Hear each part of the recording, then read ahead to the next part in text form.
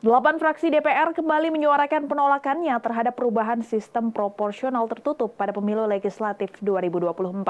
Sementara itu, fraksi PD Perjuangan tak mengubah pandangannya dalam hal ini, serta menyerahkan keputusan pada Majelis Hakim Mahkamah Konstitusi.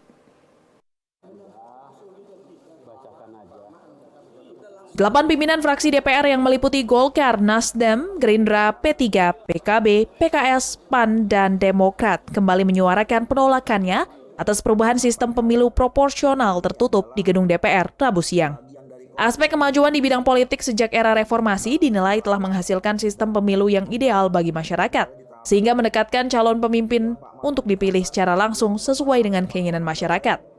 Asas inilah yang menjadi landasan utama bagi 8 fraksi tersebut untuk menolak sistem proporsional tertutup, lantaran dianggap mengembalikan pertumbuhan demokrasi Indonesia ke era Orde Baru.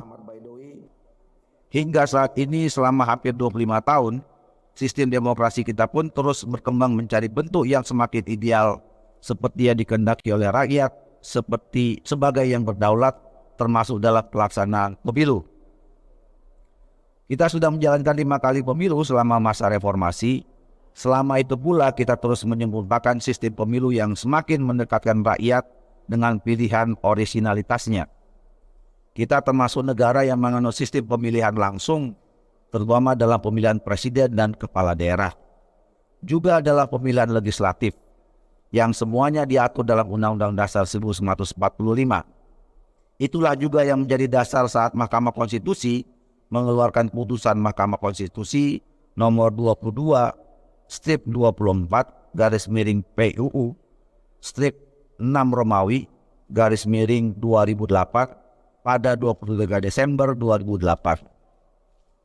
Sejak itu rakyat diberi kesempatan untuk bisa mengenal, memilih, dan menetapkan wakil mereka secara langsung orang per orang. Tidak lagi tertutup, tidak lagi menyerahkan sepenuhnya hanya melalui kenaungan partai politik semata. Itulah kemajuan sekaligus karakteristik demokrasi kita Indonesia. Perpaduan yang sangat indah antara keharusan kedekatan rakyat dengan wakilnya dan keterlibatan institusi partai politik yang tetap harus dijunjung. Sementara itu, Ketua Badan Pemenangan Pemilu PDI Perjuangan Bambang Wuryanto menghargai keputusan 8 fraksi DPR untuk menolak sistem pemilu proporsional terbuka.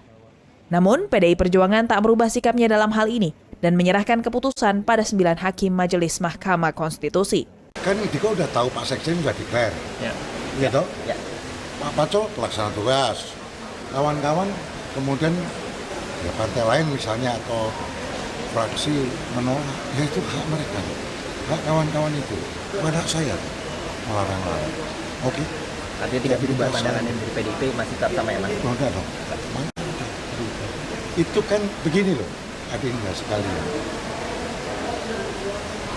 Ini agar ada paling sedikit ada diskursus tentang pemilu proporsional terbuka dan tertutup.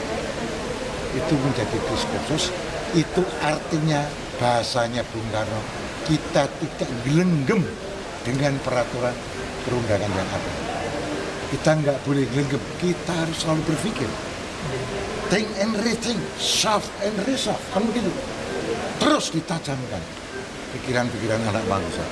Ini diskursus biasa saja. Gitu. Menolak disebut sebagai sikap hore-hore oleh PDI Perjuangan. Ke-8 partai ini siap untuk menurunkan kuasa hukumnya masing-masing partai dalam sidang di Mahkamah Konstitusi. Dari Jakarta, Dio Malau, Nusantara TV melaporkan.